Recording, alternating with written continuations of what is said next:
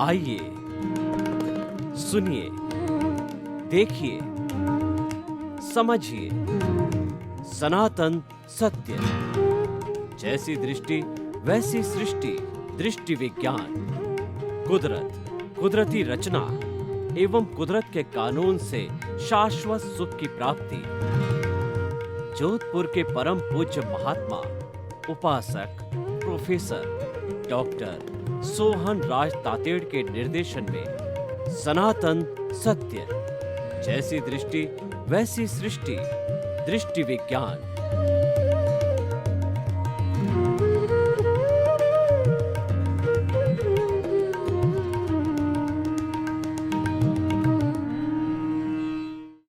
भाइयों और बहनों, मातृशक्ति को नमन। आज का हमारा बहुत सुंदर विषय है। व्यक्ति की पूछ उसके जाने के बाद होती है। पूछ का मतलब है मूल्यांकन होना। व्यक्ति जो कार्य करता है, किसी भी क्षेत्र में जो कार्य करता है, उसका मूल्यांकन होना यानी उसकी पूछ कहलाती है। देखिए, जो व्यक्ति अच्छा कार्य करता है उसका मूल्यांकन तो होना ही चाहिए, और हमारा समाज बराबर व्यक्ति के कार्यों का मूल्यांकन करता है। तभी ये जितने तरह के सम्मान हैं वो मूल्यांकन के ही तो समाज होते हैं। व्यक्ति एक सामाजिक प्राणी है। वह समाज में रहता, समाज के बिना जिंदा नहीं रह सकता है, क्योंकि समाज उसको पहचान देता है और समाज में वह दूसरों के सहयोग से जो है वो अपना काम चला पाता है। परस्परोपग्रो जीवानाम का फॉर्मूला समाज में लगता है। सामाजिक जीवन में हम सब एक दूसरे के परस्पर है। अगर मान लो कोई भी जो है अनाज उगाने वाला किसान है, हमको फूड ग्रेन न उगा के दे तो हम कैसे जिंदे रहेंगे। और सूत वगैरह जो उगाने वाले हैं, कपास, वो नहीं उगाएंगे तो हमारा कपड़ा कहाँ से बनेगा। सब्जी वाला सब्जियाँ नहीं उगाएगा तो हमको सब्जियाँ कहाँ से मिलेगी। यानी हम परस्पर एक दूसरे से जुड़े हुए हैं। परस्परता तो इतनी है समाज के अंदर कि कोई भी अगर पेड़ पौधा जो हमारी कार्बन डाइऑक्साइड लेकर के वह ऑक्सीजन बना के हमको नहीं देगा तो हम कैसे जिंदे रह पाएंगे। आजकल जितनी जो ऑक्सीजन हमको मिलती है सब पेड़ पौधों से मिलती है। और पीपल का पेड़ तो ऐसा है जो सबसे ज़्यादा 24 आवर्स ऑक्सीजन देता है। तो इसीलिए पीपल की पूजा होती है। पेड़ पौधे हमारे कितने सहयोगी है। जितने भी जीव जंतु है वो सब हमारे सहयोगी होते हैं। तो मनुष्य को भी दूसरे का सहयोगी बनना चाहिए। तो समाज में थ्योरी ऑफ रिलेटिविटी चलती है। एक परिंदा भी जब इस कॉस्मॉस में पर मारता है तो पूरा कॉस्मॉस प्रभावित होता। हालांकि वो इतना छोटा थोड़ा होता है कि हमको मालूम नहीं पड़ता, लेकिन प्रभावित तो होते ही है। हमारा हरेक का जीवन एक दूसरे से प्रभावित है, एक दूसरे से जुड़ा हुआ है। भगवान महावीर ने जो समोसण के अंदर जो 2500 साल पहले प्रवचन दिए थे, आज के वैज्ञानिक उनकी भाषा, उनके शब्दों को पकड़ रहे हैं और ताकि की और वो पकड़ करके लोगों के सामने भगवान की वाणी को भी ला सकते हैं। क्योंकि जो हमारे ये शब्द होते हैं वो अस्पर्शी होते हैं। अस्पर्शी चीज़ों को पकड़ा जा सकता है। चतुस्पर्शी जो है हमारे पुद्गल होते हैं, न तो उनको पकड़ा जा सकता है न उनको देखा जा सकता है। और वैज्ञानिक की कोई भी ऐसी दूरबीन नहीं है जो चतुस्पर्शी पुद्गलों को पकड़ सके। वो मासलेस पार्टिकल होते हैं विज्ञान की भाषा के अंदर। और हमारा कार्बन शरीर है वो चतुस्पर्शी पुद्गलों से बना हुआ होता है, जिसको कि मासलेस पार्टिकल भी कहा जाता है। इसी कारण से हम जन्म जन्मांतर का हमारा जितना भी जो है वो 8 कर्मों का 148 कर्मों की प्रकृतियों का चिट्ठा है। हर जन्म में हम साथ लेके चलते हैं।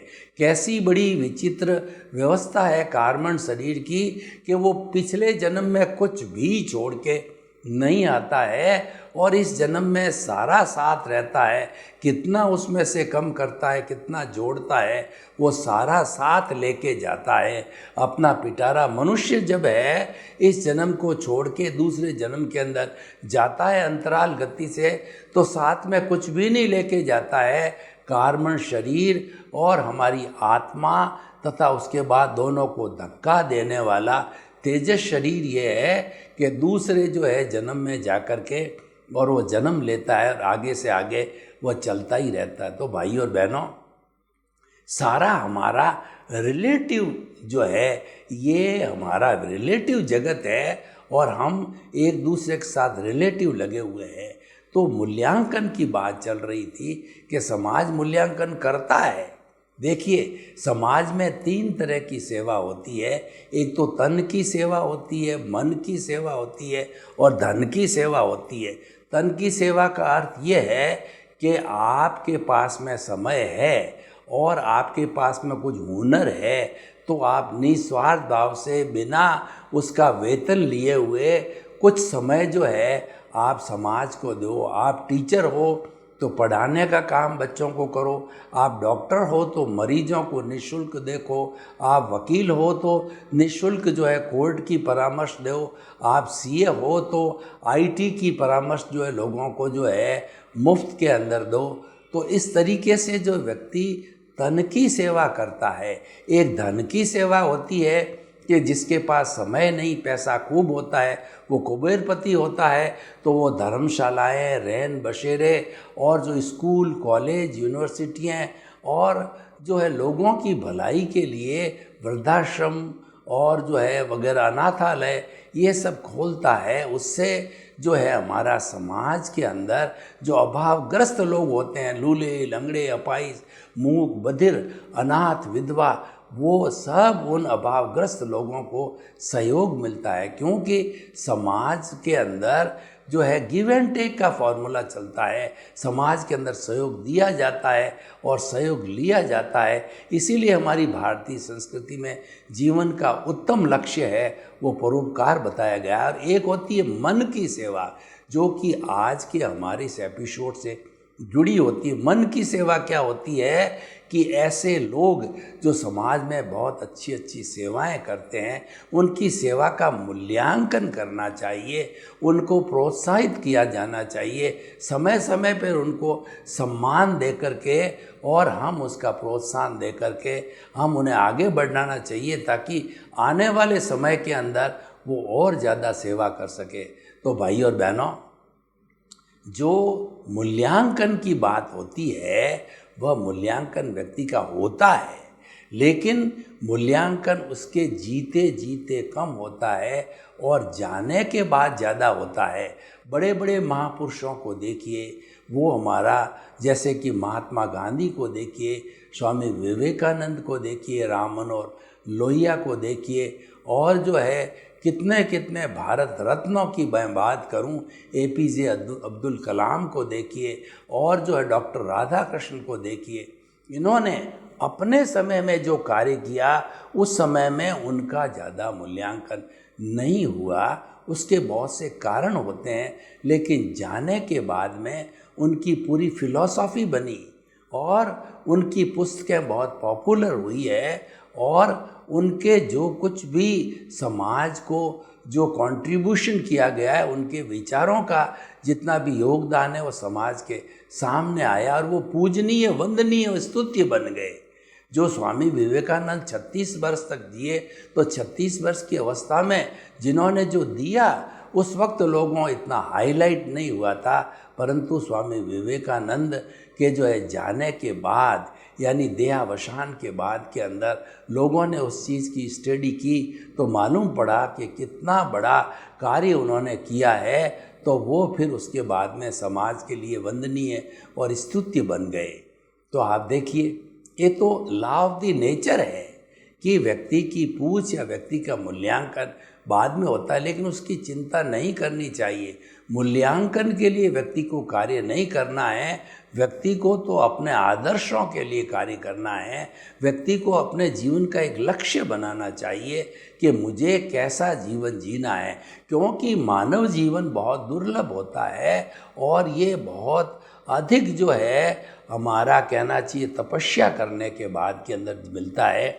वैदिक परंपरा तो कहती है कि 8 जन्मों के अंदर आप रेगुलर सुकृत करते रहो तो 9वां भाव मनुष्य का मिलता है, और उसमें कुछ गड़बड़ी होती है तो 99 भाव के बाद में मनुष्य भाव मिलेगा, और उसमें भी कुछ गड़बड़ी हो गई तो 999 भाव के बाद के अंदर वो मनुष्य जीवन मिलेगा। तो इतनी उनकी स्ट्रिक्ट विचारधारा है। कहने का अर्थ यह है कि मानव जीवन मिलना बहुत दुर्लभ है। नरक गति, तिर्यंच गति, मनुष्य गति, देव गति, 4 गतियाँ होती है, लेकिन मनुष्य गति सबसे दुर्लभ है। इसका कारण क्या है? इसका कारण यह है कि मुक्ति को, शाश्वत सुख को प्राप्त करने वाला ये मनुष्य का औदारिक शरीर ही है। दूसरी बात है कि मनुष्य का जो शरीर है वो इतना डेवलप्ड है, डेवलप्ड इंद्रियां, डेवलप्ड मन, डेवलप्ड बुद्धि, डेवलप्ड चित्त, डेवलप्ड आत्मा, और अहंकार भी डेवलप होता है। जब अहंकार डेवलप होता है तभी वो नारकी के अंदर जाता, दूसरे जीव नहीं जाते हैं। कर्मों का बंधन भी सबसे ज़्यादा मनुष्य करता है और कर्म भी सबसे ज़्यादा मनुष्य काट करके मुक्ति को जाता है। दोनों ही अवस्था है सदुपयोग और दुरुपयोग करने की। वह अपनी अगर बुद्धि को सुबुद्धि करता है मनुष्य तो सदुपयोग होता है, और बुद्धि को कुबुद्धि करता है तो दुरुपयोग होता है। ऐसे इसीलिए कहा गया है कि जे कम्मे सूरा से धम्मे सूरा, जो कर्मवीर होते हैं वही धर्मवीर होते हैं, क्योंकि एनर्जी वही है। एनर्जी की दिशा को बदलना जाता है। जो कर्म करने में एनर्जी जा रही थी, वो इंद्रिय सुख में जा रही थी, वो सारी एनर्जी आपने अध्यात्म में भीतर के जगत में जो है वो जागृत कर ली। इसीलिए आप जो है धर्मवीर बन गए। तो हमारे कहने का अर्थ ये भाई और बहनों कि व्यक्ति के मूल्यांकन करने की बात, और मूल्यांकन उसी का होता है जो समाज को कंट्रीब्यूट करता। What you contribute to the society is countable. और आपने अपने परिवार के लिए, अपने रिलेटिव्स के लिए लाखों करोड़ों रुपयों का संग्रह किया और उनको बड़े बड़े बंगले बना करके, फैक्ट्रियाँ लगा करके सुविधाएं दी, तो ये तो आपका पर्सनल मैटर है। ये हालांकि ये भी अच्छा है, अपने बाल बच्चों को आप पैरों पर खड़ा करते हो, ये भी अच्छी बात है। लेकिन प्रश्न ये है कि आप जो समाज को देते हो वह निस्वार्थ सेवा होती है, वो स्वार्थ से परे होती है, वो परार्थ की सेवा होती है, परमार्थ की सेवा होती है, इसीलिए काउंटेबल की जाती है। और व्यक्ति का इतिहास उसी का बनता है जो समाज को कंट्रीब्यूट करते हैं। और सेवा कई तरह की होती है, ज्ञान दान भी होता है, ज्ञान दान महादान होता है। जैसे मैं आपको एपिसोड्स दे करके आपको जो है शाश्वत सुख की नींव लगाता हूँ, और आपको जो है आपकी रॉन्ग बिलीफ को समाप्त करके हम राइट बिलीफ देते हैं। आपको कुदरती रचना और कुदरत का कानून बताते हैं। क्यों बताते हैं? हम आपको सनातन सत्य देना चाहते हैं, हम आपके जीवन को सुखी बनाना चाहते हैं, हम एक आपको आदर्श इंसान बनाना चाहते हैं। क्यों बनाना चाहते हैं? कि आपके शाश्वत सुख की नींव लग जावे, तो आने वाले जन्मों के अंदर आप ब्लिस को, शाश्वत सुख को, ऐसा सुख की जिसके बाद कभी दुख आए ही नहीं है, वैसा सुख की हम नींव लगाते हैं और आने वाले जन्मों में वो मिलता है। यानी आप मुक्ति को प्राप्त हो सकते हो, क्योंकि मुक्ति ही सच्चा सुख है। और मुक्ति होती है वो कषाय मुक्ति ही सच्ची मुक्ति है। हमको कषाय से मुक्त होना है, बाकी सब मुक्त अपने आप है ही है। शरीर मुक्त है, उसको बांधे रखा कषाय ने, और जो शुद्ध आत्मा भगवान है वो तो मोक्षगामी है, वो तो ऑलरेडी शुद्ध है। बांधे रखना किसने बांध रखा? कषाय ने बांधे रखा है। तो कषाय जब हट गया, जो बाइंडिंग फैक्टर है वह जब चला गया, तो दोनों अलग अलग हो गए। बड़ी सिंपल सी, अध्यात्म बहुत सिंपल थ्योरी पे अटेंड करता है कि ये तो हमारी शुद्ध आत्मा भगवान है, ये हमारा शरीर है, ये साध्य है, ये साधन है। दोनों मिले क्यों कि फेविकॉल लग गया दोनों के बीच में। अज्ञान रूपी फेविकॉल है, कषाय रूपी फेविकॉल है, उसके कुछ भी नाम दिए सकते हैं, लेकिन सबका भावार्थ एक ही है। वो अज्ञान दोनों को जोड़ता है, दोनों को हटा दो, दोनों अलग अलग चले जाएंगे।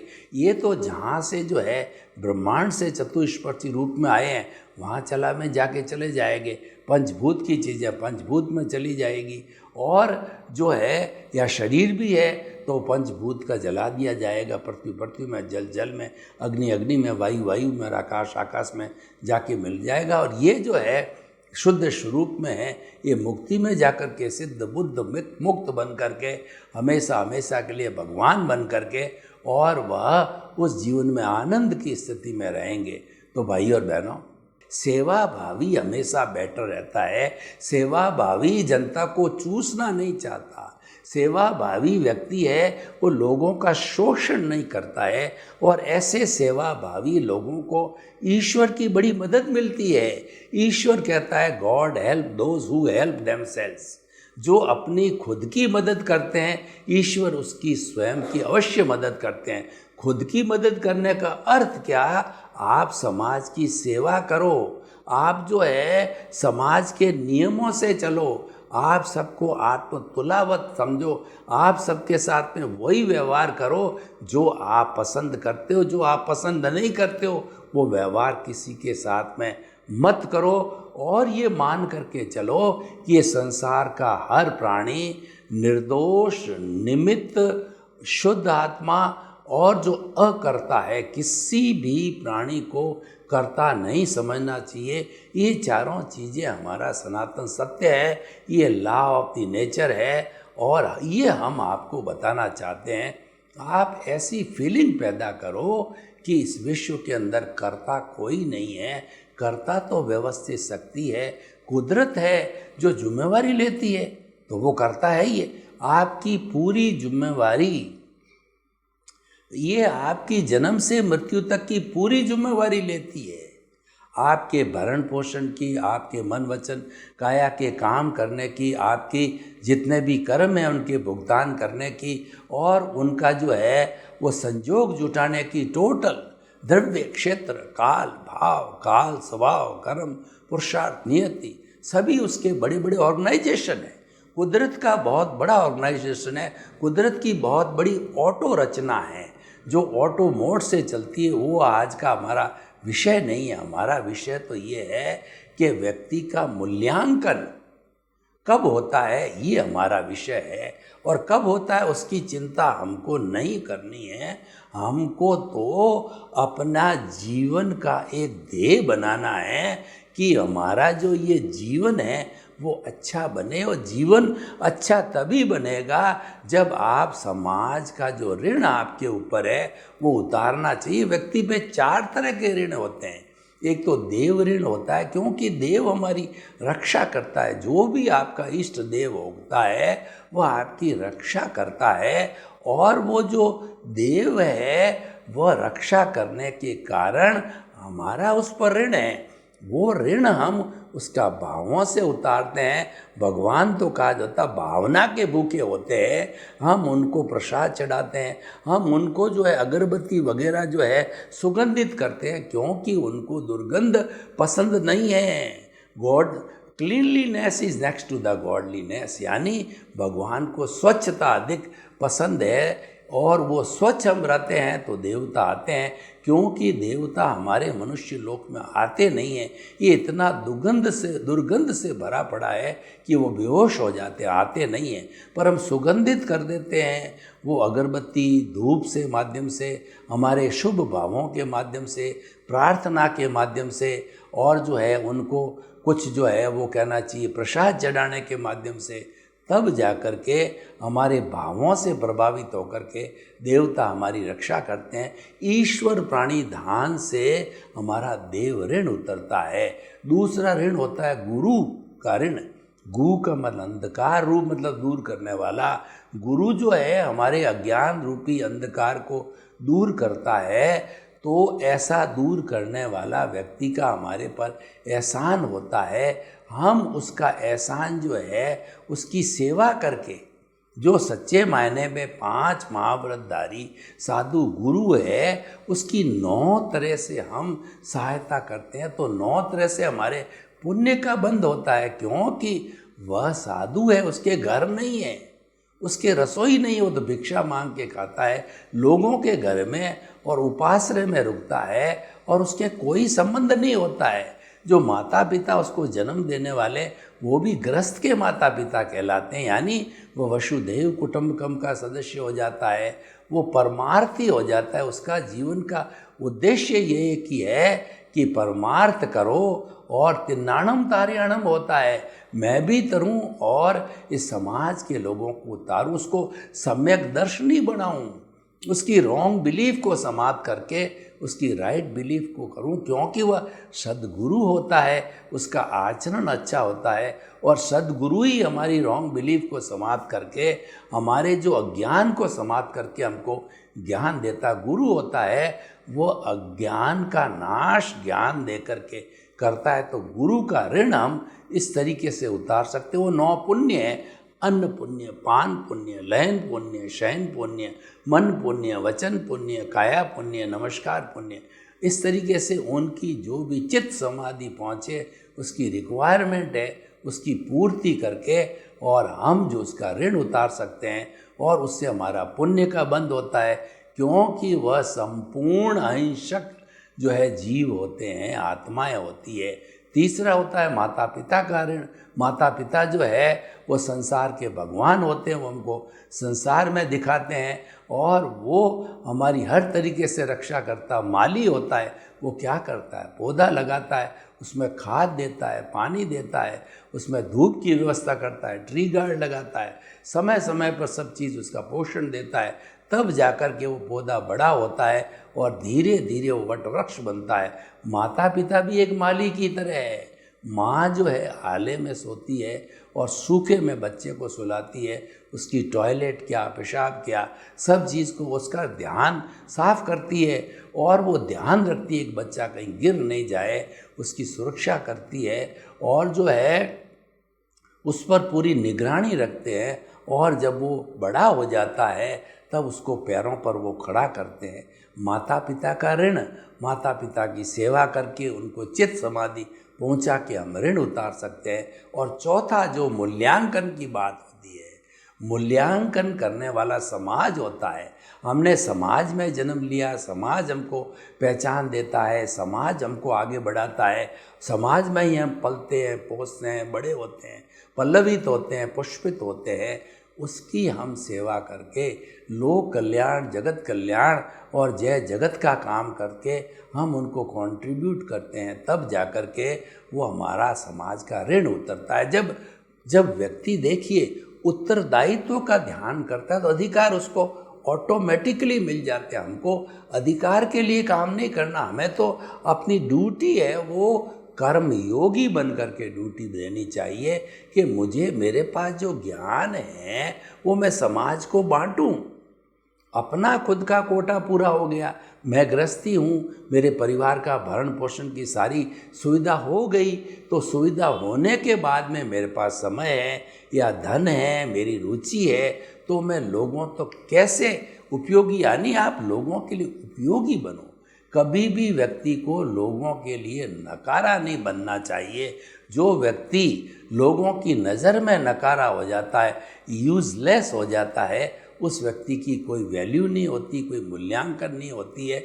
लेकिन अगर वो यूज़फुल होता है तो उसकी वैल्यू ज़रूर होती है। यह बात आज का एपिसोड क्या कहता है कि व्यक्ति का मूल्यांकन होता है, लेकिन उसके रहते रहते जिंदे रहने तक मूल्यांकन नहीं होता है, बाद में ज़्यादा होता है। ये तो लॉ ऑफ द नेचर है, ये हर एक के साथ यही घटित होता है कि जाने के बाद मालूम पड़ता है, उसका खजाना खुलता है। क्योंकि व्यक्ति सामने रहता है तो लोगों को उसको देखने का व्यू पॉइंट, नज़रिया अलग अलग हो जाता है। बाल बच्चे होते हैं, परिवार के सदस्य होते हैं, वो समझते हैं मेरा पिता है, मेरी माता है और जो है वह मेरा भाई है, ये है। और अपेक्षाएं होती है कि पिता है तो पिता का कमाया हुआ धन मुझे मिलना चाहिए। कई बार नहीं मिल पाता, पूरा शेयर नहीं मिलता है तो पिता को वो उस एंगल से देखता है। और समाज में भी आप देखो कि समाज वाले अगर धनाढ्य व्यक्ति है, अपेक्षा रखते हैं कि समाज को ज़्यादा से ज़्यादा उसकी तरफ से डोनेशन आना चाहिए, लेकिन हर तबके को नहीं दे पाता है। जहाँ उसकी रुचि होती वो देता भी है। तो व्यू पॉइंट व्यक्ति के जिंदे रहने पर व्यू पॉइंट बन जाता है। व्यू पॉइंट हर एक का अलग अलग होता है। परिवार के सदस्यों का अलग होता है, समाज के लोगों का अलग होता है, और अगर वो नेता है तो पब्लिक का व्यू पॉइंट अलग हो जाता है, और वह अगर उद्योगपति है तो वो फैक्ट्री में काम करने वाले कर्मचारी है, उनका व्यू पॉइंट अलग हो जाता है। लेकिन इन सब के व्यू पॉइंट के रहते रहते वह व्यक्ति अपने जीवन में बहुत बड़े बड़े परोपकार के कार्य करता है। तो निश्चित तौर पे उसके जाने के बाद में व्यू पॉइंट सब समाप्त हो जाते हैं। आज का जो विषय कहता है कि व्यक्ति के जाने के बाद क्यों पूछ होती है, उसका कारण होता है कि जितने भी व्यू पॉइंट उसके जिंदे रहने के समय में रहते हैं, पत्नी देखती है ये तो मेरा पति है, 24 घंटे साथ रहता है, ये पता नहीं है कि ये अंतर्राष्ट्रीय लेवल का व्यक्ति है। पुत्र देखता है कि ये तो मेरा सिंपल पिता का ही व्यू पॉइंट होता है उसका, और कर्मचारी देखता है कि ये तो हमारे सेठ जी है, और समाज के लोग ये देखते हैं कि ये तो हमारा सेक्रेटरी है। पर उनको पता नहीं कि ये जो है वर्ल्ड नोवन व्यक्ति है, ये अंतर्राष्ट्रीय ख्याति व्यक्ति, और ये कितना कितना काम कर रहा है।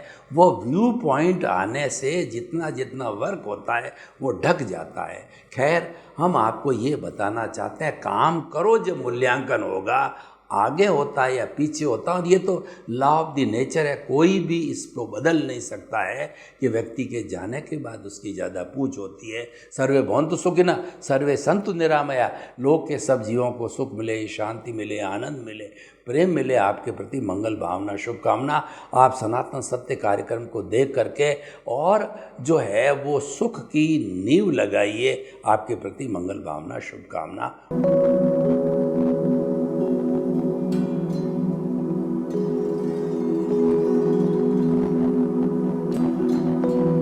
एक ऐसा अंतर्राष्ट्रीय ख्याति प्राप्त मानव जो गुरु प्रेरणा से पिछले 20 वर्षों से वानप्रस्थ जीवन जीते हुए 24 घंटे मानवता की सेवा में संलग्न है। एक ऐसा मानव जो अभी राष्ट्रीय, अंतर्राष्ट्रीय टीवी चैनलों पर 7,500 एपिसोड के माध्यम से सनातन सत्य, आत्मविज्ञान एवं पुनरुत्थान, व्यवहार एवं निश्चय जगत के जीवनोपयोगी विषयों पर हृदय स्पर्शी प्रवचन कर चुका है। उस मानव का नाम है महात्मा उपासक प्रोफेसर डॉक्टर सोहन राज तातेड़। प्रोफेसर तातेड़ द्वारा योग, दर्शन, शिक्षा विषयों पर रचित पीएचडी स्तर के 250 शोध ग्रंथ भारत के 100 प्रतिष्ठित विश्वविद्यालयों में शोधार्थी पढ़ रहे हैं, तथा वे सभी शोध ग्रंथ वहां की सेंट्रल लाइब्रेरियों में उपलब्ध हैं। महात्मा सोहन राज ने अभी तक हजारों स्कूलों, कॉलेजों, विश्वविद्यालयों एवं संस्थाओं में सेमिनार, वर्कशॉप, कैंप लगाकर लाखों विद्यार्थियों को योग, दर्शन, शिक्षा का प्रशिक्षण देकर उन्हें सुसंस्कारित किया।